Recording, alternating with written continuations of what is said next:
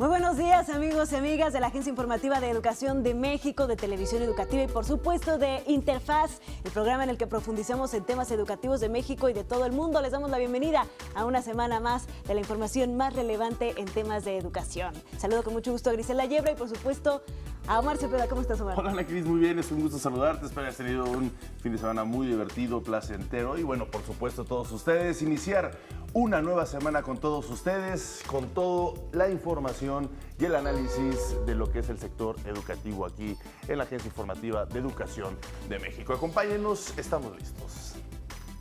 Para los niños y niñas que viven en zonas rurales y aisladas, desde Angola hasta Zambia, desde Bangladesh hasta Brasil, asistir a la escuela implica muchas veces robar tiempo a muchas otras actividades, como recoger agua, atender a los animales, realizar tareas domésticas y un largo etcétera. O simplemente se encuentra demasiado lejos para considerarse dentro de la dinámica del día a día de los niños y niñas. Muchos padres piensan que la escuela es demasiado cara, está lejos o sencillamente no pueden permitirse el lujo de que sus hijos vayan a clase en lugar de ayudar en las tareas domésticas, en las actividades del campo o en alguna otra actividad que sea el sustento familiar. Pero el conocimiento es el instrumento más eficaz para conseguir sacar a estos niños y a sus familias de los ciclos de la pobreza y del hambre. Los agricultores necesitan más escuelas con mejores métodos, técnicas y materiales de enseñanza que además estén centrados en sus necesidades reales. Bajo estas necesidades que surgen en muchos países del mundo, la figura de las escuelas rurales o también los famosos métodos de educación a distancia. La educación a distancia es una forma de enseñanza en la cual los estudiantes no requieren asistir físicamente al lugar de los estudios. En este sistema de enseñanza, el alumno recibe el material de estudio ya sea personalmente, por correo postal, por correo electrónico u otras posibilidades que ofrece el Internet, permitiendo que se empleen nuevas técnicas y estrategias de aprendizaje centradas en el propio estudiante, fomentando así una actitud además autodidacta y autogestiva. Es decir, se trata de una educación flexible y autodirigida, cuyas principales herramientas son, en la actualidad, las tecnologías de la comunicación y la información.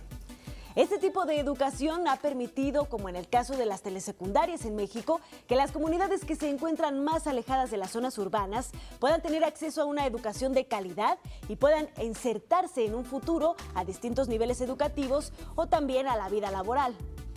Para este tipo de educación se ha utilizado a lo largo de la historia medios como el correo postal, la radio, la televisión, pero actualmente la educación a distancia ha tomado un nuevo auge gracias a las telecomunicaciones y el Internet, que vuelven al conocimiento mucho más accesible a cualquier persona que tenga acceso a la infraestructura necesaria. Es por eso que resulta emocionante pensar en las posibilidades de la educación en nuestra era y que la educación a distancia y autogestiva logre por fin terminar con fenómenos como el analfabetismo en todo el mundo. Hoy 9 de julio en Interfaz, Australia y sus problemas de distancia son resueltos de manera muy peculiar. En orientación vocacional nos visita en Interfaz José Carlos Hernández Rocha, coordinador de los programas académicos en comunicación y mercadotecnia de la Universidad del Valle de México. Se gradúa la tercera generación del programa Mujeres STEM por la Fundación Estados Unidos-México. La Dirección General de Educación Superior para Profesionales de la Educación nos muestra una charla con el profesor José Cuauhtémoc Morales Campos, ex maestro normalista.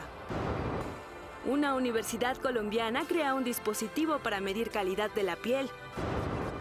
Alemania es el país con mayores instituciones inclusivas. Notimex Internacional nos presenta a alumnos de la UNAM que obtienen una beca para estudiar su posgrado en Estados Unidos. El noticiero científico cultural iberoamericano nos presenta el Skylab, la primera estación espacial de Estados Unidos que cumple 45 años de haber sido lanzada al espacio. Hoy en nuestra alianza con la Agencia Informativa del Consejo Nacional de Ciencia y Tecnología, la reportera Berenice Sánchez nos hablará del cáncer infantil. ¿A quién no le gusta el chocolate? Conoce el Mucho, el museo de la temática más dulce, el Museo del Chocolate. La 28ª edición de las Fiestas de la Vendimia se llevará a cabo en Ensenada, Baja California. En Interfaz te damos toda la información. Y en los deportes platicamos con una celebridad del fútbol mundial, el argentino Jorge Valdano. Conéctate con lo mejor de la información en educación. Estás en Interfaz. Comenzamos. Muy interesante tu reflexión, Ana Cristina. Qué gran posibilidad esta que abre las puertas y de visualizar un mundo sin analfabetismo. ¿Por qué no en este pleno siglo XXI? Bueno, Australia es conocido como el sexto país más extenso del mundo. Uno de los principales problemas que tiene son las enormes distancias entre los hogares y escuelas, lo que provoca que muchos niños no asistan a clases. Sin embargo, han encontrado una excelente alternativa, las escuelas del aire. Vamos a ver de qué se trata. Australia es un país extenso. Sus áreas laborales se encuentran alejadas de la población. Por ello, muchas personas que viven en zonas remotas no pueden enviar a sus hijos a un centro educativo. Las escuelas del aire surgieron justamente para mitigar esta situación. Se trata de institutos por correspondencia donde las clases son impartidas generalmente a través de la radio. El modelo está basado en un servicio médico conocido como Royal Flying Doctor Service. Surgió en 1928 y fue hecho para que los habitantes de las entidades remotas pudieran solicitar asistencia médica por medio de las radiocomunicaciones. After the war, there was certainly a lot of aviation experience that had come back, and they were looking for something to do. And they were involved in the first year of flying and in the development with de Havilland of the aircraft that would enable them to take a stretcher to bring a patient back if needed. Después de un tiempo de haber iniciado el programa de ambulancias aéreas, el gobierno se percató de que a los niños de estas poblaciones les enseñaron a utilizar los equipos de radio en caso de que surgiera cualquier tipo de contingencia. Fue así como nació la idea, en 1946, de que la base Alice Springs fuera utilizada para transmitir lecciones escolares por medio de radios de onda corta. Durante este programa piloto, las clases cubrían el mismo currículo que las escuelas tradicionales y los proyectos especiales eran entregados a través de la oficina postal o gracias al servicio de ambulancia aérea. La iniciativa fue bien recibida. Solo 3 años después, la primera escuela del aire, Alice Springs, fue instituida oficialmente. Para 2005 ya existían otros 15 colegios de este tipo con una cobertura de 1.5 millones de kilómetros de la región australiana. Además, las escuelas del aire se convirtieron en la primera instancia para que los niños con residencia alejada de zonas urbanas pudieran socializar con personas fuera de su núcleo familiar. Good morning, wonderful Year Ones. It's Miss Jackson calling in from Charleville School of Distance Education. How are you this morning? Fantastic to hear your wonderful voices. Let's call the roll. I think I've got Ben. Good morning, Ben. Good morning, Jackson. Cada estudiante tiene contacto con su profesor durante 1 hora y el resto del día realizan ejercicios para reforzar los temas que vieron bajo la supervisión de sus padres. Año con año, en 3 o 4 ocasiones, se organizan prácticas presenciales para ver sus avances y permitir que los alumnos dialoguen con otros de sus compañeros. Con la llegada de las nuevas tecnologías, la necesidad de enviar sus trabajos para ser revisados por medio de correo o vía aérea fue innecesaria. El Internet brindó la oportunidad de hacer las revisiones más rápidas y tener un contacto más directo. Ahora, por medio de las llamadas virtuales, existe la posibilidad de tener, además de sonido, la transmisión de video. Esto ha significado una renovación para las escuelas del aire, y es que la transmisión vía radio está siendo gradualmente desplazada por las nuevas tecnologías. Sin embargo, estos centros educativos continúan siendo la mejor herramienta que poseen muchas familias australianas para acercar la educación a sus hijos y que, además, ha brindado, en diversos casos, mejores resultados que los obtenidos por institutos tradicionales.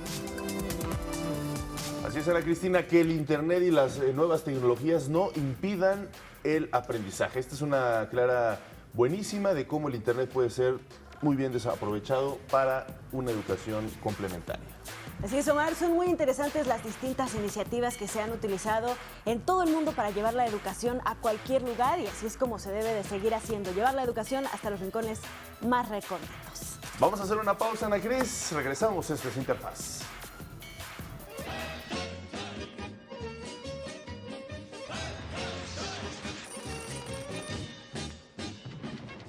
El director ruso de origen polaco, Władysław Sterewicz, fue uno de los pioneros de la técnica cinematográfica stop motion. Filmó la batalla de los ciervos voladores con insectos disecados.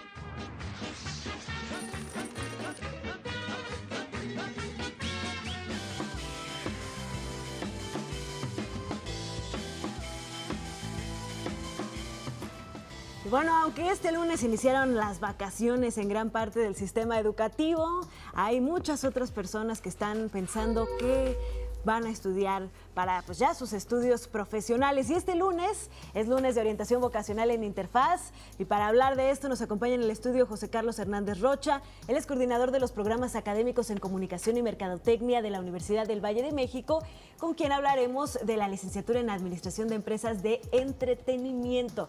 Esta carrera que pues suena a algo que le podría gustar a muchas personas que a lo mejor no han encontrado su vocación todavía, ¿no? Así Bienvenido. es. Muchas gracias. Bienvenido, gracias por acompañarnos al Muchas estudio gracias de a ambos. Interfaz. Gracias. ¿De qué se trata esta carrera, esta licenciatura en Administración de Empresas de Entretenimiento?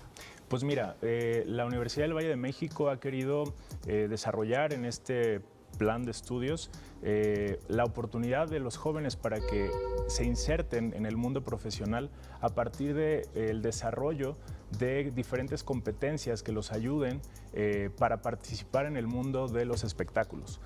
México es uno de los primeros lugares en el mundo que tiene espectáculos y que tiene un alto índice de espectáculos, y gran porcentaje de estos son hechos por personas con diferentes profesiones. Y entonces justamente la universidad hoy ha pensado en crear espacios académicos para desarrollar en estos jóvenes ese conocimiento y que a partir de ahora se realicen estos programas de manera profesional.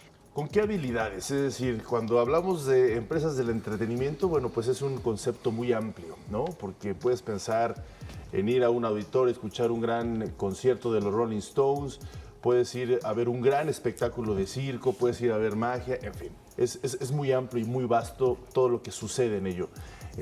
¿Cuáles son precisamente estas habilidades? ¿Es desarrollar el negocio empresarial o es entender y generarlo a nivel marketing? ¿Cuáles son estas habilidades que precisan al estudiante que estudia esta licenciatura? Pues fíjate que es un poco de todo. La verdad es que el plan de estudios es un plan muy interesante porque justamente se llama Administración de Empresas, porque parte con las bases del área de negocios, que es una de las áreas más fuertes de la universidad.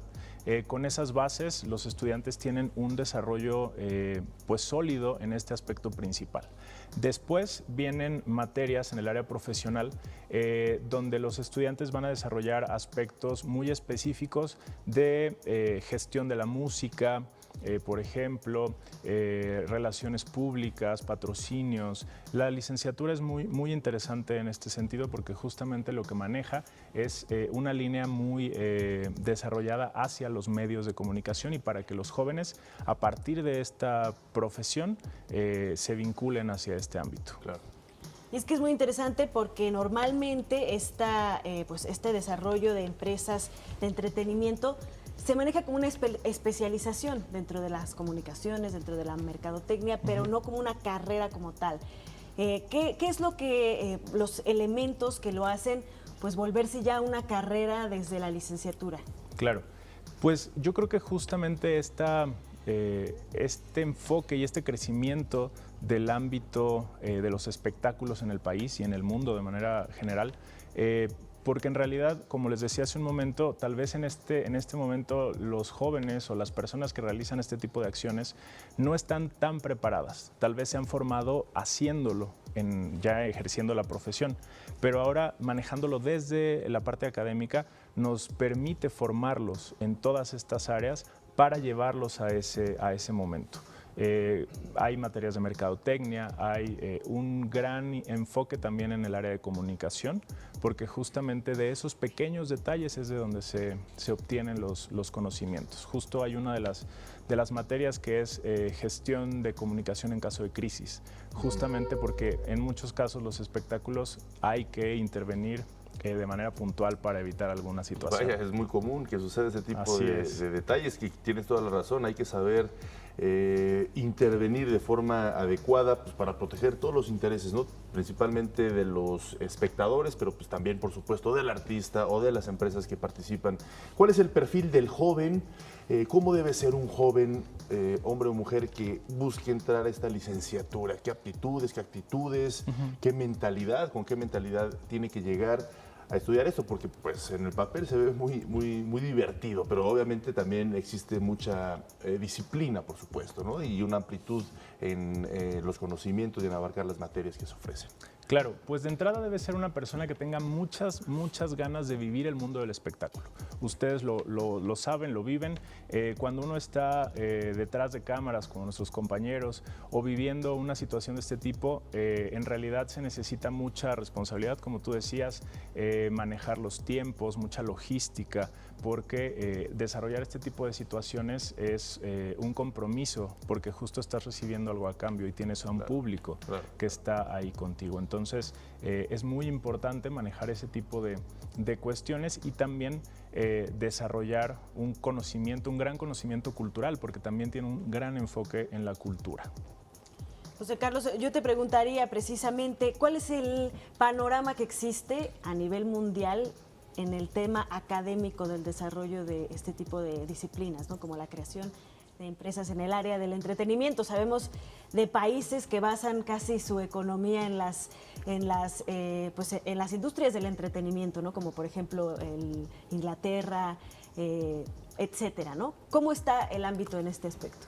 Pues mira, la verdad es que en el mundo, de manera general, hay muchísimo contenido cultural hacia donde se puede insertar un egresado de esta licenciatura. En todos los países hay espectáculos de diferente índole. En este momento estamos concluyendo un espectáculo deportivo que requirió muchísimo trabajo de muchísimas personas para lograr esa logística, esa coordinación, que todo estuviera en tiempo. Si ustedes se han dado cuenta, cada partido inicia en punto, no hay un retraso nunca.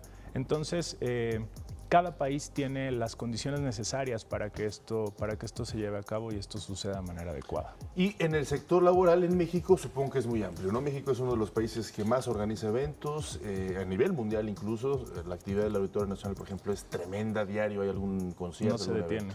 ¿No? Exactamente. O sea, es decir, realmente hay opciones laborales. Hay muchísimo trabajo en este ámbito.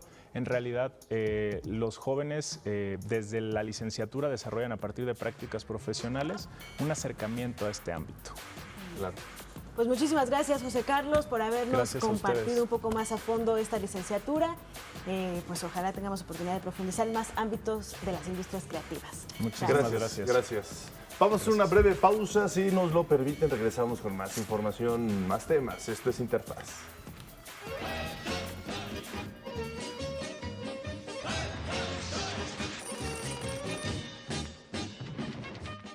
El científico ruso Alexander Popov construyó en 1895 un aparato capaz de recibir señales electromagnéticas a distancia, sin cables. Así, elaboró el primer sistema de comunicación por radio en el mundo.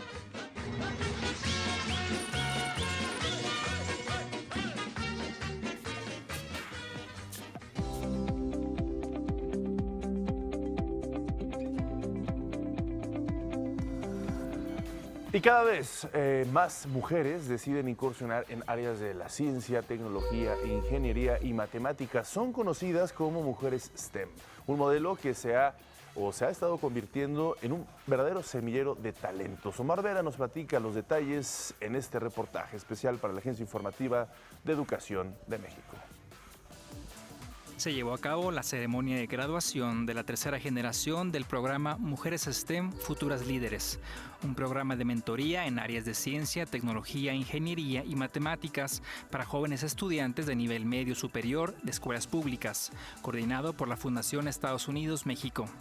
El objetivo del programa de 10 meses es expandir los horizontes de las participantes, empoderándolas y acercándolas al mundo de la ciencia para encaminarlas a que estudien una carrera universitaria relacionada con alguna de estas áreas.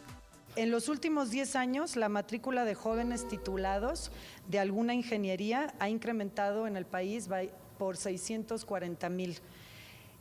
Pero de esos 640,000 jóvenes que se matriculan en ingeniería, solo el 20% o 2 de cada 10 estudiantes son mujeres. A la fecha se han incorporado al programa 650 mujeres de distintos estados del país. Los componentes con los que trabaja Mujeres STEM son 5. El primero, muy importante, como lo he dicho ya 2 veces, las mentoras maravillosas que de forma personal dedican tiempo a las estudiantes para apoyarlas en este proceso de selección de carrera. Segundo elemento son clases y seminarios en donde les damos a las chicas la oportunidad de que conozcan a mujeres que se vuelven inspiración y ejemplo para ellas. Tercero, van a visitar museos, van a visitar empresas. Y por último, quienes cumplen muy bien con todas las actividades del programa, pues tienen la oportunidad de ir a un campamento de verano en el extranjero. A la ceremonia asistió el subsecretario de Comunicación de la Secretaría de Comunicaciones y Transportes, instancia en el gobierno federal que participa en el proyecto a través de los centros Punto México Conectado, con el que se da patrocinio a las jóvenes, promoción y creación de alianzas con empresas interesadas en el impulso en la formación de carreras STEM. La Secretaría de Comunicaciones, nuestros colegas en los estados de las Secretarías de Educación, la Fundación México-Estados Unidos, estamos muy preocupados y estamos muy ocupados en invertir en ustedes, porque ustedes de aquí al 2030 van a seguir desapareciendo y apareciendo nuevos trabajos que hoy no sabemos cómo van a ser. Pero lo que sí sabemos ahorita es que esos trabajos, por el ritmo vertiginoso de la tecnología, necesitan científicos, técnicos, ingenieros y matemáticos. Las mentoras profesionistas exitosas en carreras STEM inspiran y acompañan a las jóvenes en su camino a convertirse en las futuras líderes de México. Qué bueno que existen estos programas porque nos dan la oportunidad de ayudar a las chicas que, como en mi caso, a veces no sabemos, ¿no? Y dudamos un poco en si lo que estamos decidiendo es la mejor oportunidad o la mejor opción. Es cierto que el futuro del país está en sus manos, pero yo me atrevería a decir que también está en las nuestras. No hay que dejarles como toda la responsabilidad, ¿no? Están muy pequeñas, hay que seguirlas apoyando. Para finalizar el curso, las jóvenes estudiantes asistieron a un campamento de verano en Nueva York, donde pudieron establecer contacto con empresas y figuras internacionales del mundo STEM. Este tipo de programas nos alienta demasiado. Nos hace sentirnos orgullosas, nos hace saber que somos mujeres empoderadas.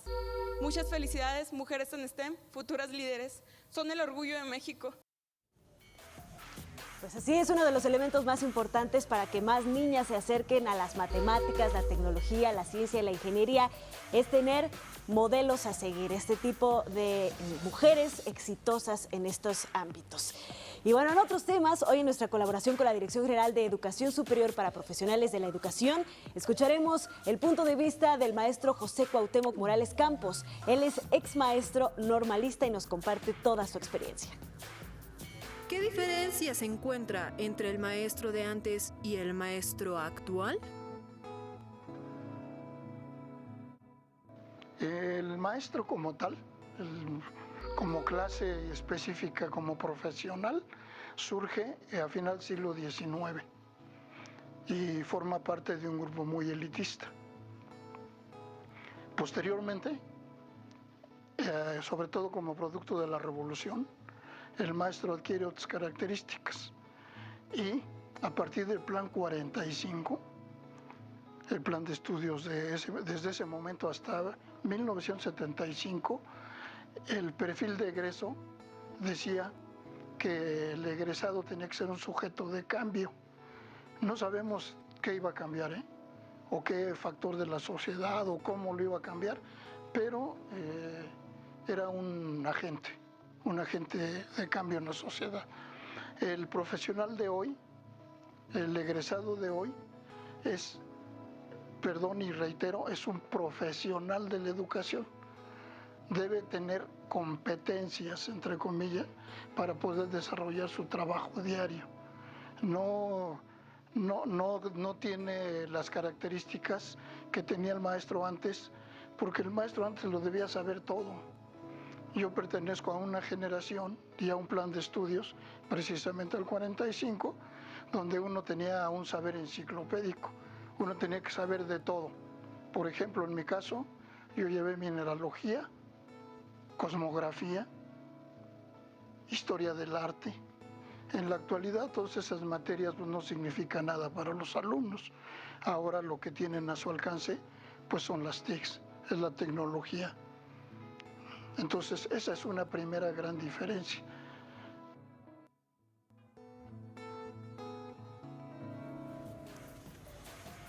Pues sí, ahí podemos ver cómo pues coincidimos, Ana Cris, lo que hemos venido diciendo a lo largo del programa, cómo las nuevas tecnologías, incluido precisamente la formación de los maestros, son parte esencial en esta nueva mecánica de enseñar. Y por supuesto creo que hay una coincidencia, hay un consenso en que esto aporta, más que genera algún tipo de distensión o de romper con lo tradicional hacia algo que puede de repente generar dudas, pero no. Así que pues interesante lo que nos dice este maestro. Así es, siempre utilizándolas de forma adecuada. Las tecnologías son verdaderamente revolucionarias. Imagínate lo que habría hecho ese maestro de haber tenido las herramientas que tenemos ahora, ¿no? Así es, Ana Cristina, pues interesante. Una breve pausa, regresamos con más. Esto es Interfaz, no se vayan.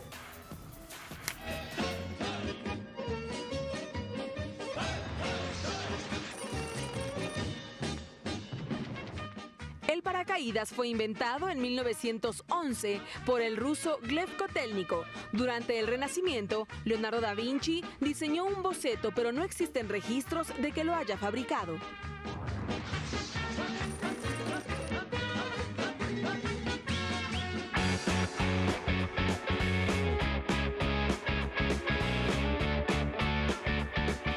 ¿Qué es lo que sucede en otras partes del mundo en los nichos de las universidades? Debido a la contaminación y rayos ultravioleta, las personas somos más propensas a sufrir enfermedades de la piel. En la Universidad Nacional de Colombia desarrollaron un dispositivo que mide la resistencia de la epidermis. También ayuda a evaluar la efectividad de productos como cremas faciales de grado médico. Para utilizar este dispositivo es necesario usar una aplicación móvil gratuita. Estas medidas varían según la edad de las personas y la calidad de la piel del rostro. Y situado en pleno corazón de Dublín, construido sobre un antiguo monasterio agustino, se encuentra el Trinity College. No solo es la universidad más antigua de Irlanda, sino que su biblioteca tiene la mayor colección de obras de todo el país. Entre ellas está el libro de Kells, que data del año 800. Es un texto en latín de los 4 evangelios de la tradición cristiana. Esta casa de estudios también cuenta con Long Room, una sala con más de 200,000 libros. Para los amantes de los libros como yo, pues es una verdadera locura. Gracias a su acervo, los estudiantes pueden viajar en el tiempo a través, por supuesto, de la lectura y pasar horas, días, semanas, meses, años en esta fantástica biblioteca, que por cierto tengo la oportunidad de haber conocido. Es verdaderamente impresionante. ¿Ah, sí? Omar, sí. Cuéntanosla, ¿cómo es? ¿Qué se respira? Increíble, ¿Qué sientes increíble. cuando entras? Es que estamos hablando de una librería tremenda. Sí, no, es verdaderamente fascinante poder recorrer esos pasillos e imaginarse todo lo que está albergado en cuanto a conocimiento, ciencia, arte, historia, ya te podrás imaginar. Y también es interesantísimo este libro de Kells, que data del año 800. Debe ser una así es. joya. Se puede ver también, lo tienen en exhibición y es verdaderamente alucinante la calidad del arte plasmado en este libro. Pues como tú sabes, un estilo muy peculiar, con muchísimo detalle, y que por supuesto pues refleja la fantástica historia de ese país y de la tradición cristiana. Qué maravilla, Ana Cris. Bueno, pues vamos a otros asuntos. Y es que la discapacidad intelectual es un término que se usa cuando una persona tiene ciertas limitaciones en su funcionamiento mental y en destrezas de comunicación, cuidado personal o para socializar.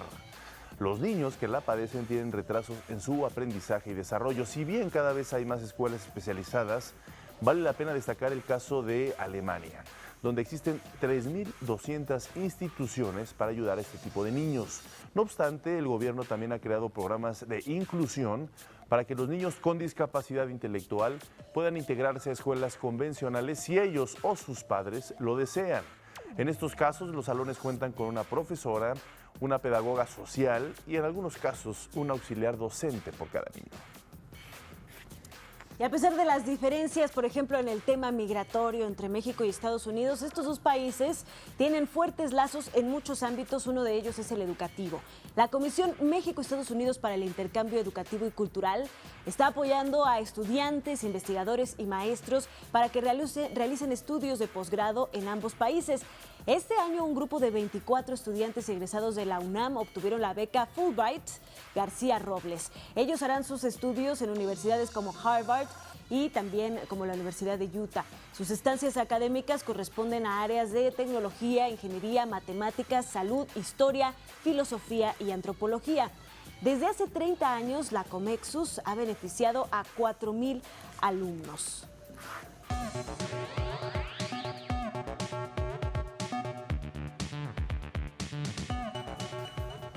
Y el 14 de mayo de 1973, Estados Unidos lanzó al exterior a su Skylab, una primera estación espacial. Permaneció en órbita hasta el 11 de julio de 1979, cuando se desestabilizó debido a una tormenta solar. Vamos a ver más detalles. El trabajo científico en órbita de la Estación Espacial Internacional no sería posible sin Skylab, primera estación espacial de Estados Unidos, que este 14 de mayo cumple 45 años de haber sido lanzada al espacio. La primera tripulación llegó con los astronautas Pete Conrad, Paul Weitz y Joe Kervin, quienes permanecieron 28 días en la estación. Desde la ocupación humana de Skylab el 25 de mayo de 1973 hasta el 8 de febrero de 1974, 3 tripulaciones visitaron la estación espacial. La segunda estuvo 59 días en el espacio y la tercera 84. El programa Skylab es el precursor de las nuevas investigaciones científicas y tecnológicas basadas en la microgravedad, importante para la construcción, operación y uso del diseño actual de la Estación Espacial Internacional. La Agencia Espacial Estadounidense considera que uno de los mayores legados científicos de Skylab es el catálogo de observaciones astronómicas, donde destacan las hechas al Sol durante un periodo de actividad alta. La estación devolvió más de 40,000 fotografías de la Tierra con datos importantes pertenecientes a industrias geográficas, forestales y oceánicas, entre otras disciplinas que se benefician de la perspectiva orbital de los astronautas. A 45 años de su lanzamiento, las investigaciones realizadas por Skylab y la Estación Espacial Internacional seguirán ofreciendo resultados de impacto. Notimex. Pues muchísimas gracias a Notimex, Ana Cris. Así es, y bueno, es verdaderamente fascinante este tema de la primera estación espacial estadounidense, Skylab, que bueno, era del tamaño más o menos, Omar, de el grueso del Saturno V, debido a que utilizaron un pedazo de este cohete para hacerla. Entonces era mucho más amplia, digamos, que lo que es actualmente la Estación Espacial Internacional. Además, por supuesto, porque en la Estación Espacial Internacional las paredes se utilizan como almacenamiento, digamos, y en el Skylab pues hubo un poco más de libertad y había cosas muy particulares, como por ejemplo en Skylab los astronautas sí se bañaban, tenían como un tubo ahí especial para bañarse. No necesariamente a jicarazos, pero sí había esa Exacto, posibilidad. ¿no? Sí, algo así como a jicarazos. Actualmente en la Estación Espacial Internacional pues se valora muchísimo el recurso, bueno, el agua, ¿no? Claro. Ellos reciclan cada gota, incluso las lágrimas, el sudor, la orina, todo se pasa por un sistema de reciclaje para poder reutilizar el agua. En fin, el Skylab fue sin duda alguna algo que abrió las puertas, ¿no?, a la investigación espacial. Muy interesante. Y lograron hacer esto que decían muy interesante, el catálogo de observación astronómica. Imagínate todo lo que lograron fotografiar en ese entonces tan importante para pues estas etapas que estamos viviendo en pleno siglo XXI, ¿no? Esta nueva carrera hacia el espacio. Así es, ya veremos qué tal las estaciones que se planea poner alrededor de la Luna o en Marte, qué tal nos va. Hacemos otra breve pausa y regresamos con más temas en Interfaz.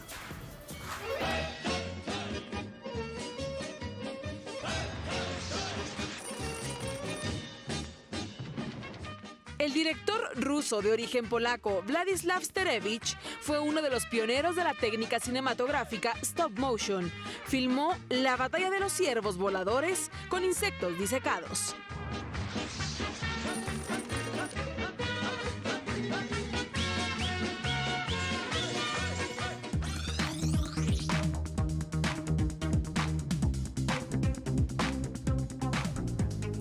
Llegó el momento en Interfaz en el que pues viajamos de la mano de la experiencia de estudiantes que han tenido la oportunidad de tener un apoyo, una beca y pues acceder a estudios en otros países. Y hoy nos enlazamos hasta Playa del Carmen con Dianey Guadalupe Palma, Guadalupe Palma, quien gracias al programa de capacitación para estudiantes de escuelas normales públicas 2016 realizó una estadía en Mérida, Yucatán, y hoy nos hablará de su experiencia como becaria.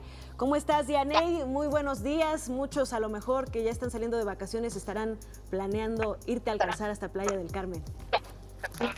Hola, buenos días. Sí, muy bien, gracias por la invitación a esta entrevista para hablar sobre mi experiencia en el intercambio académico. Pues sí, aquí estoy en Playa del Carmen, ahora radico trabajando en una escuela de maestra, y estoy muy contenta de que me hayan invitado a esta entrevista para hablar sobre mi experiencia en la ENSI, donde fue el lugar que yo elegí para hacer mi estancia. Así es, Dianey, pues muy buenos días, gracias por abrirnos pues este espacio también, a ti por platicarnos esta experiencia. ¿Fue Canadá? ¿Cómo obtuviste esta beca? ¿Qué fueron los requisitos que tú sí pudiste tener respecto a otros que a lo mejor no pudieron obtener este apoyo, esta beca para viajar y estudiar en otra parte del mundo? ¿Sí? ¿Nos escuchas? Bueno, al parecer hubo aquí un problemita, una señal, que bueno, estamos tratando de posponerla para ver si podemos enlazarnos otra vez con Dianey. Dianey, ¿nos escuchas? Sí, les escucho. A ver, cuéntanos entonces cómo fue que obtuviste esta beca, esta posibilidad de viajar en Mérida, y cuéntanos cómo estuvo tu selección. Ok, bueno, pues llegó la invitación a la escuela, al Centro de Actualización del Magisterio donde yo estaba estudiando, y pues la verdad yo no quería, pero mis directivos y mis maestros me animaron a participar porque pues era de las que tenía mejor promedio, y porque cuando yo escribí mi carta, porque teníamos que hacer una carta de motivos por el que queríamos la beca, fue la que más les agradó como me expresé. Entonces me dijeron, pues sí, ve, aprovecha esta oportunidad porque no es de siempre, y pues también gracias al apoyo de mi papá, ya animarme, dijo que voy a aceptar. Desafortunadamente estamos teniendo un poco de problemas con la comunicación con Dianey Guadalupe. Ella tuvo la oportunidad de hacer una estancia, cursar parte de sus estudios como normalista, como maestra, en el estado de Yucatán, en la ciudad de Mérida.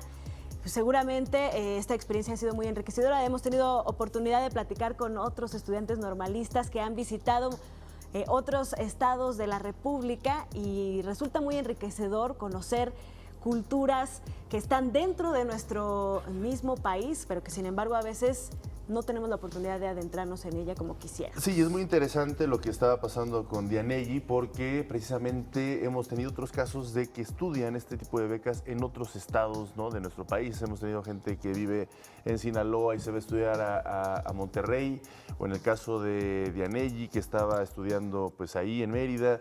Pero son experiencias también muy enriquecedoras, porque precisamente incluso ellos mismos reconocen la gran variedad y diversidad de culturas que hay en nuestro país, las formas distintas de ver la parte educativa, la forma de prepararse como maestros, en fin, una serie de características que, a pesar de que es en nuestro mismo país estos intercambios, bueno, pues tienen muchos beneficios. Hemos tenido a otros, por supuesto, que se han ido a estudiar o a Canadá o a Sudamérica, y bueno, también son experiencias que quizá por el hecho de que pues viajen a otra parte del mundo, también pues obviamente son más atractivas, ¿no? Hemos tenido a jóvenes que hablan de la primera vez que viajan en un avión, los nerviosismos, los miedos, y todos coinciden en un apunte, que hay que superarlos, y que cuando regresan dicen, qué bueno que me fui, qué bueno que logré superar estos miedos, porque los beneficios fueron inmejorables. Así es, Omar, la vida cambia cuando uno intenta abrir sus horizontes, abrir su mente a otra cultura, otra familia, a otro tipo de experiencias y de dinámicas en las cuales pues se puede conocer mucho, no solamente de lo que uno va a vivir en el exterior, sino también de uno mismo. Pues se puede adentrar uno en sus dinámicas pues de cómo adaptarse, ¿no? Cómo adaptarse a su entorno, cómo adaptarse y cómo aprender de los otros. Así es, estas experiencias han sido precisamente de las escuelas normales que gozan de estos programas muy amplios, muchas variantes, así que si usted está estudiando o sus hijos están estudiando en una escuela normal del país, de este sistema tan amplio que está en el país, bueno, pues busque estas convocatorias. Vamos a otros asuntos, gracias a Dianeji Guadalupe Palma, un saludo hasta Playa del Carmen y a todos los que nos ven por allá. El chocolate encierra varios mitos, tradiciones y costumbres. Por ejemplo, en la época prehispánica, el cacao, materia prima del chocolate, se utilizaba como moneda. Si a usted le interesa este tema, seguro le será muy atractivo el Museo del Chocolate, un recinto ubicado aquí en la Ciudad de México. La Colonia Juárez es un barrio histórico situado en la delegación Cuauhtémoc. Actualmente se ha vuelto una de las zonas artísticas y culturales más importantes de la Ciudad de México gracias a su amplio y variado patrimonio histórico. Uno de estos espacios culturales es el Museo del Chocolate, una casona de 2 pisos ubicada en la calle Milán 45, esquina con la calle Roma. Desde 2012, tiene como objetivo enaltecer y enseñar las tradiciones chocolateras de México, destacando la importancia del cacao para las culturas aztecas y mayas hasta nuestros días. Mucho, como también es conocido, cuenta con 9 salas donde se explica el proceso del chocolate, los países productores y consumidores de México, además de los usos y beneficios sociales, económicos y de salud que este aporta. El museo cuenta con un enfoque didáctico, una chocolatería y la Academia del Chocolate, espacio donde se imparten cursos, talleres, catas y pláticas que permiten que la historia del cacao se vaya entrelazando para crear en el público una experiencia multidisciplinaria que invita a entender la cultura y romper los mitos en torno a este manjar. Vamos a hacer una pausa, interesantísimo este Museo del Chocolate, regresamos, esto es Interfaz.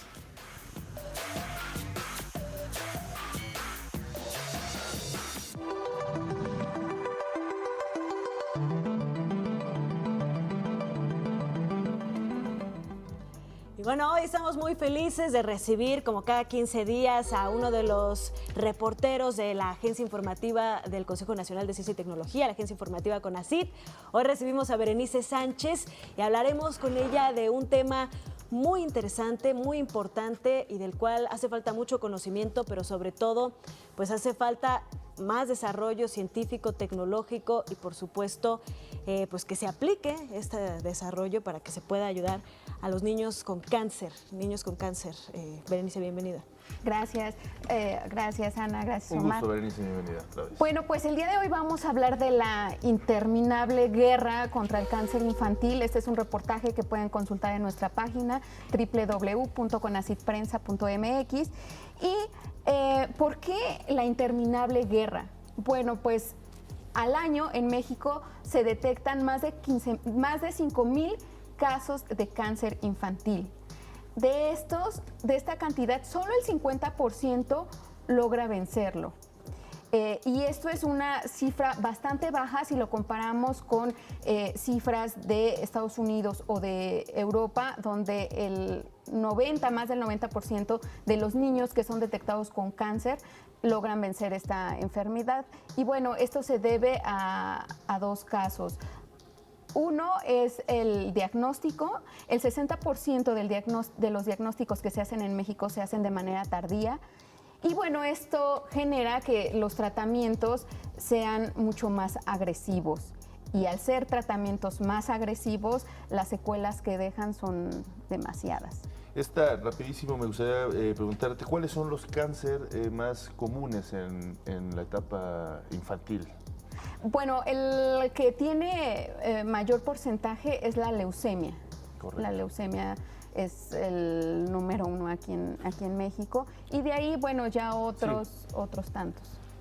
¿Cuáles fueron las principales o el enfoque que le diste a tu reportaje? Es decir, ¿cuáles fueron las principales fuentes que consultaste y cuál era el objetivo principal que querías? Nos hablabas de los tratamientos más innovadores, ¿no?, que se están utilizando en el mundo, no solo en México. Sí, bueno, como ustedes saben, esta sección de la Agencia Informativa CONACYT busca tratar un problema social, en este caso el cáncer infantil, y entonces nos fuimos a investigar qué se está haciendo y ahí encontramos un tratamiento muy peculiar que es la terapia con protones, que desafortunadamente aquí en México no se hace y que se debería de implementar porque, como les comentaba, las secuelas que deja el cáncer infantil son terribles.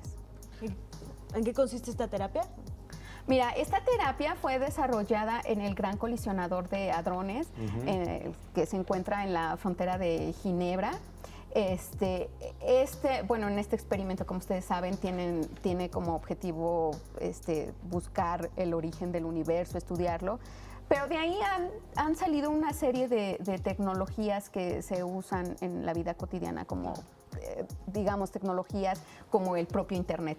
Y una de estas tecnologías derivadas de este experimento es la terapia con protones, y esta, a diferencia de otras radioterapias o de las quimioterapias, es que solamente ataca al tumor. O sea, esto lo pueden hacer a través de computadora, y la precisión que tienen es increíble. O sea, solamente ataca la parte del cáncer, y eso evita a que generen otras secuelas, porque las principales secuelas con las que se quedan los niños, bueno, tienen que ver con problemas del corazón, hígado, riñones, pulmones. Entonces, esta terapia, que ya está aprobada en Europa y en Estados Unidos, logra reducir como hasta en 90% las secuelas. ¿Y ya se está aplicando en estos países o apenas Sí. está en una etapa de estudio, aunque ya aprobada, pero aún en estudio antes de aplicarse? ¿Y por qué está haciendo o en qué etapa está? Es decir, es muy caro que un país comience a desarrollar esta terapia con protones, o se requiere de una tecnología muy específica. Sí, sí es una terapia cara, pero creo que sale más caro tener a un porcentaje de la población que además es el futuro de México con estas secuelas, que en su mayoría son personas que ya no son productivas por la cantidad de secuelas que tienen. Entonces yo creo que si se le apuesta a esta tecnología, que además es cara y no, o sea, estamos hablando de un centro que pueda dar estas terapias, son $70 millones. Quizá para nosotros suena mucho, pero estoy segura que para el sector salud no suena tan descabellado. Claro. No, y rapidísimo, la primera pregunta que te hice sobre si estos países ya le están aplicando en sus centros de salud, estos países que decías en Europa, en Estados Unidos, o están en una etapa todavía experimental, aunque ya habiendo dado luz verde de que esto funciona bien, esa terapia con protones. Esta terapia funciona bien. Todavía hay poca literatura científica que lo reporte así, pero en Europa hay más de 70 centros que ofrecen esta terapia, y en Estados Unidos me parece que son alrededor de 20. Correcto. ¿Qué otros datos, Berenice, interesantes encontraron al realizar este reportaje? Además, por supuesto, de esta terapia pues revolucionaria, pero ¿qué otros datos en México y en el mundo del cáncer infantil les resultaron relevantes? Mira, bueno, uno fue, yo platiqué con los médicos y ellos me decían que también uno de los grandes retos son los médicos de primer contacto, los médicos generales, que se llegan a confundir con los síntomas que presentan los niños, porque son fiebres sin tener una infección, son dolores de cabeza, dolor de cuerpo, que se pueden confundir fácilmente con otro tipo de enfermedades. Entonces, por eso es que el 60% de los diagnósticos que se hacen aquí en el país ya se hacen en etapas muy avanzadas. Ese es uno. Y también otra cosa interesante que tenemos son la tecnología que se utiliza para las terapias y los tratamientos. En México todavía hay bombas de cobalto 60, que esto se utiliza para hacer radioterapias. Estas bombas están prohibidas en casi todos los países. Aquí en México todavía tenemos 30 y todavía se utilizan. Y bueno, lo grave de esto es que sí cura, pero deja más secuelas que lo que realmente está curando. Claro, claro. Bueno, pues sin duda alguna es muy importante esto que nos comentas, sobre todo en el sentido de que el diagnóstico siempre es lo más importante. Creo que incluso, aunque existan estas terapias con protones, estas terapias alternas, importantes, revolucionarias, siempre va a ser la mejor opción, el mejor diagnóstico que se haga con prontitud ante este tipo de casos tan dolorosos que son como el cáncer en jóvenes. Vamos a hacer una breve pausa, si nos lo permites, Berenice, y regresamos pues, para seguir platicando sobre este importante reportaje que hicieron en la agencia CONACYT. Claro que sí. Vamos y regresamos.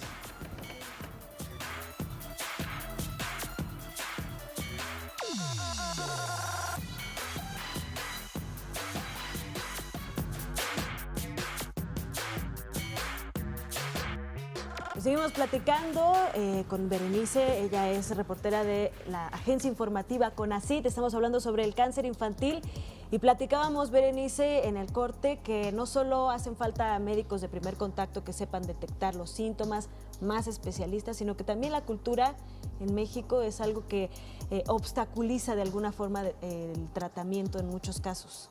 Así es. Mira, yo conversaba con las mamás de los niños que tienen este padecimiento y también con los médicos, y le preguntaba a una doctora del Instituto Nacional de Pediatría cuáles eran como los principales retos a los que ellos se enfrentaban.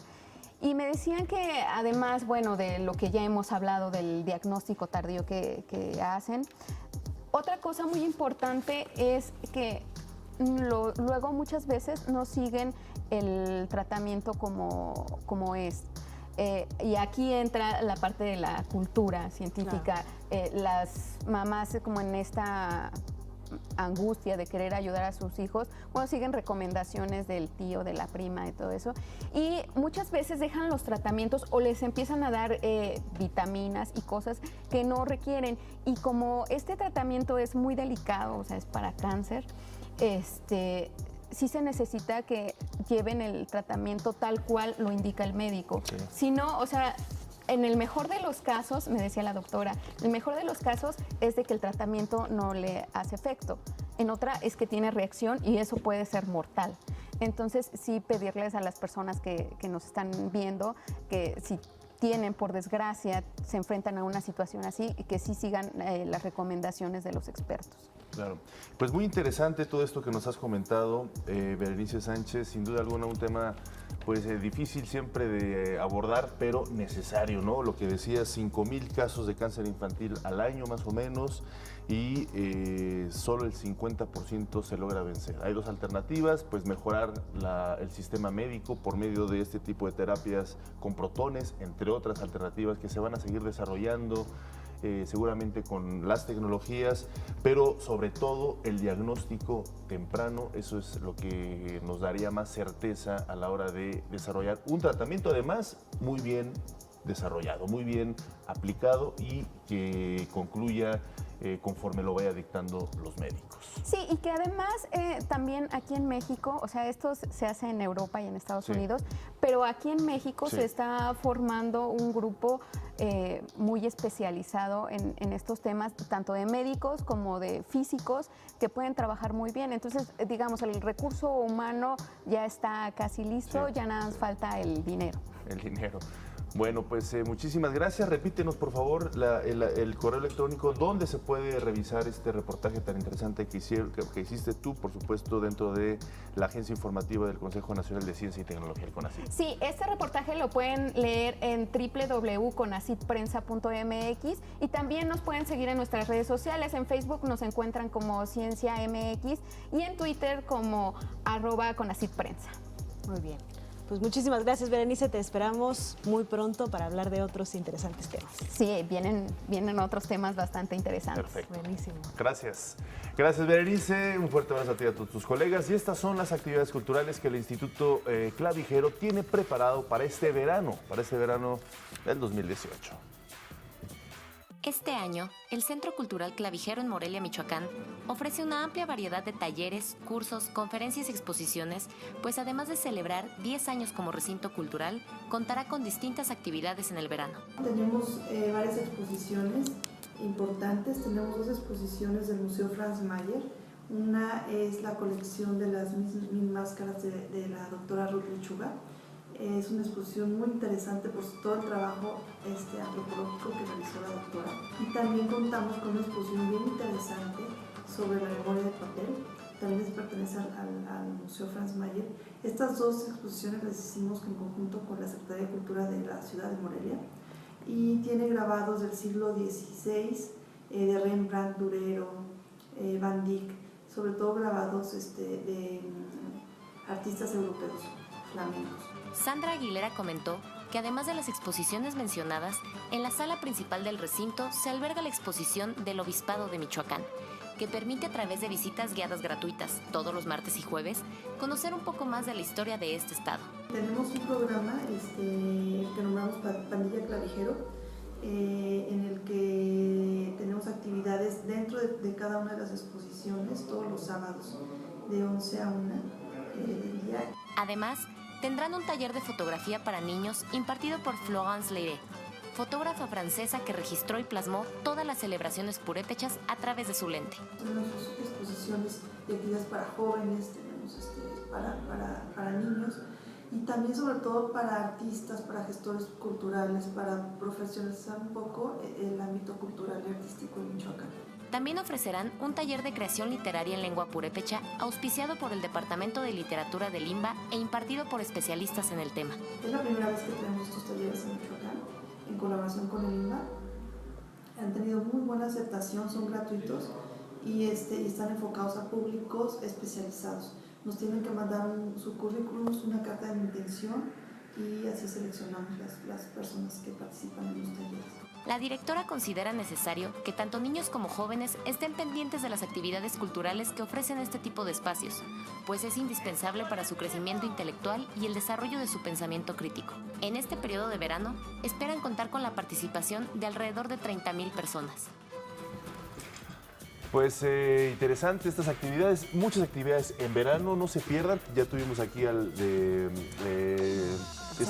CENART y bueno, pues ahora este Centro Clavijero que también ofrece bastantes alternativas. Hay muchos lugares e instituciones que ofrecen cursos de verano, así que aprovechenlo, vivir estas experiencias culturales en la ciudad y bueno, por supuesto en cada estado debe haber también algunas actividades parecidas. Claro, este clavijero que está allá en Michoacán y pues en toda la República hay una intensa oferta cultural para estas vacaciones y todo el tiempo seguramente hay algo que podemos disfrutar dentro de los centros culturales y por supuesto en la sociedad en general. ¿Qué actividad de verano vas a tomar?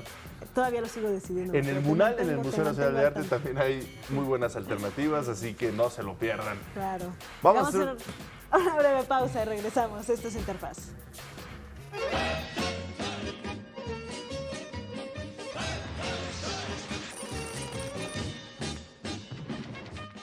El científico ruso Alexander Popov construyó en 1895 un aparato capaz de recibir señales electromagnéticas a distancia, sin cables. Así, elaboró el primer sistema de comunicación por radio en el mundo.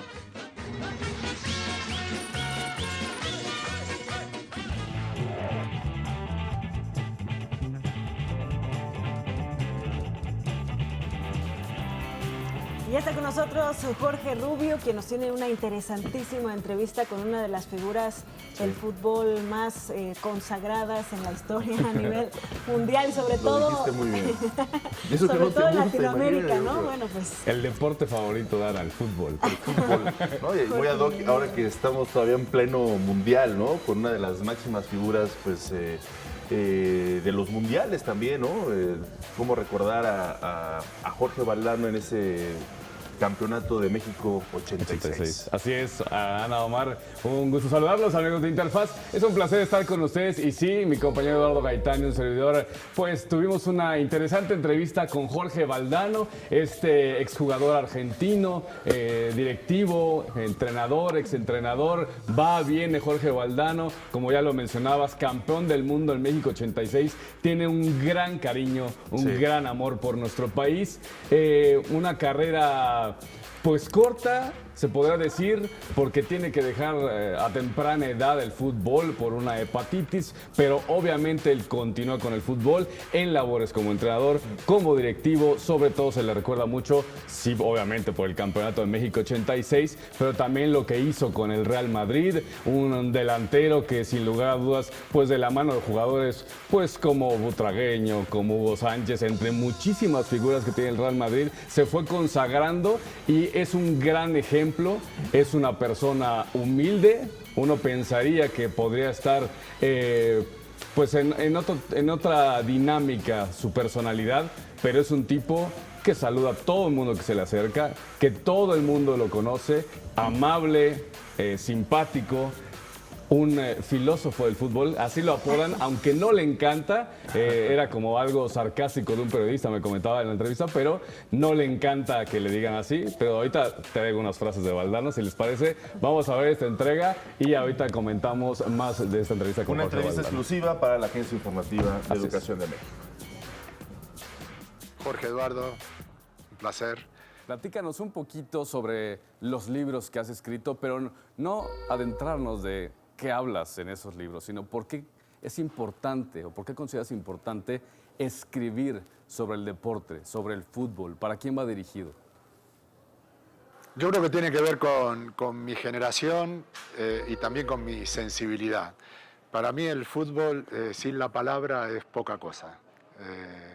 Y siempre he necesitado poner un mensaje detrás del juego. Lo he hecho de mil maneras distintas, a través de los libros, por supuesto, pero a través también de las conferencias, siendo entrenador, siendo director deportivo, siempre hay que estructurar un discurso. Y cuando no tengo una víctima delante, pues me pongo a escribir como una manera de soltar todo aquello que el fútbol va proponiendo, ¿no? Este es un medio muy cambiante, viejo, pero evolutivo, y para entenderlo mejor tengo hasta la necesidad de escribir.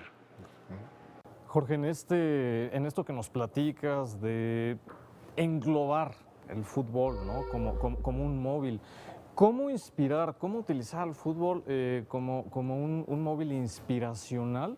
¿Y quién mejor que tú, como una voz autorizada, para inspirar a los niños, para que el fútbol sea ese detonante que los lleve hacia tener una formación integral, ¿no?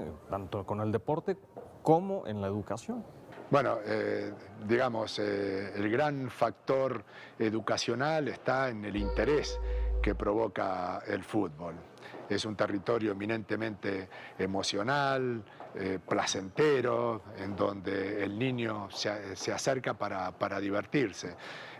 Lógicamente, cuando uno hace algo por placer, agranda su recinto mental, está muy predispuesto a cualquier cosa. Y ahí es cuando se hace muy importante que un formador sea capaz de aprovechar esa predisposición para meter valores, ideas edificantes, pero ahí está la importancia tremenda, no ya de un entrenador, sino de un formador, porque estamos hablando de gente muy joven, ¿no?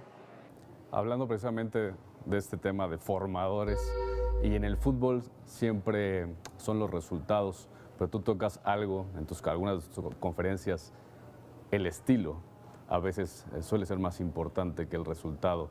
También esto es fundamental cuando están formando a un niño. Sí, los resultados, pero también el estilo y cómo lo hacen. Eso es, el resultado tiene que estar basado en el mérito, de lo contrario tiene muy poco valor. Estamos en un momento en donde nadie opina contra el resultado.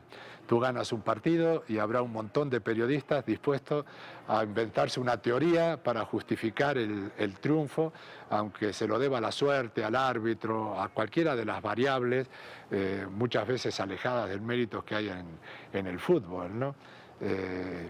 Efectivamente, el estilo para mí es importantísimo. No digo que el resultado no lo sea. Lo que digo es que el estilo está antes que el resultado. Cualquiera puede perder 3 partidos seguidos y el único refugio que se tiene es el del estilo. Que en las empresas se puede llamar algo así como la cultura corporativa, aquello que nos identifica y que nos hace distinto a los demás. Ahora no se puede competir si uno no es diferente y el estilo es lo que te hace diferente. El estilo es lo que la personalidad es a cada uno de nosotros, aquello que nos distingue, ¿no? Precisamente hablando del estilo y de los resultados, sobre todo el resultado, tú estuviste mucho tiempo en el Real Madrid, como jugador, como directivo. En ambas etapas, ¿cómo le hace el Real Madrid para mantener ese equilibrio con tantas figuras? Bueno, el Real Madrid es un club muy exigente, un club que se lleva muy mal con la derrota y solo sobreviven en la plantilla aquellos que son muy valientes para desafiar las presiones. Y eso los prepara para las grandes emociones. No nos olvidemos que la gran leyenda del Real Madrid se llama Alfredo Di Stéfano, una personalidad superior que dejó establecidos valores inamovibles. Este es un juego colectivo y no es un juego individual. Aquí estamos para ganar y no para divertirnos. Hay que respetar a la gente y eso solo lo podemos hacer con el esfuerzo. Y eso, bueno, ha quedado establecido en el club como si se trataran de mandamientos, ¿no? Pues qué interesante conversación, Jorge, con siempre dando esta cátedra de este gran jugador, pero también, pues es que sí, se ganó el mote de filósofo porque ve las cosas desde una trinchera muy distinta. Así es, lo ve de una perspectiva muy diferente. Sí, el filósofo del fútbol, pero si quieres ahorita seguimos comentando un poco de lo que pasa con Jorge Valdano y bueno, regresamos aquí en Un corte, regresamos.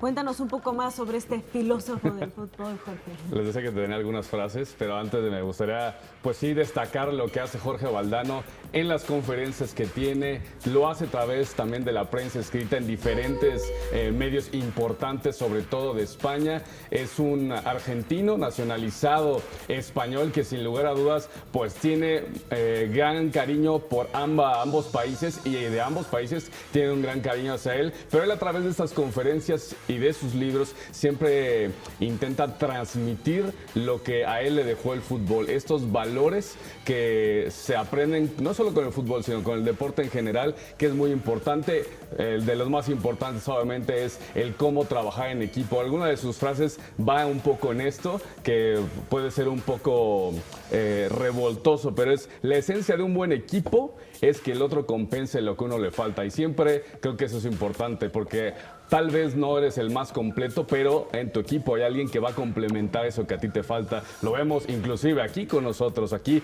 somos un gran equipo aquí en la agencia y cada quien desde su trinchera colabora para llevar todo el mundo educativo, la formación deportiva académica desde la trinchera que a mí me corresponde, para llevar hasta los hogares de la gente este tipo de situaciones que pasan en todo el ámbito educativo.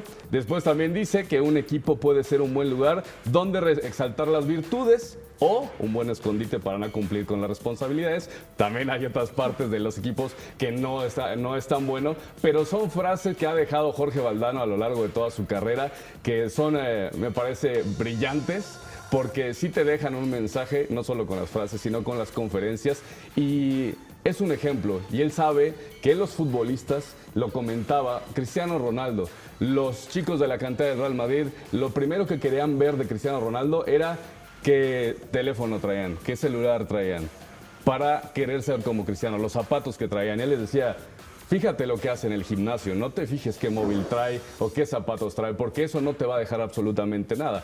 Lo que te va a dejar es cómo se prepara en el gimnasio, siendo un atleta 100% cuidado, La que decirlo, Cristiano Ronaldo en toda la extensión de la palabra un atleta al 100%. Jorge Valdano resalta esos valores, también lo que hace Lionel Messi, y es muy importante que alguien de la talla de Valdano esté resaltando este tipo de cuestiones a nivel mundial, porque no solamente lo hace en España, en Argentina, lo hace también en México, y ahora también, por supuesto, lo escuchamos en narraciones del mundial, ¿no?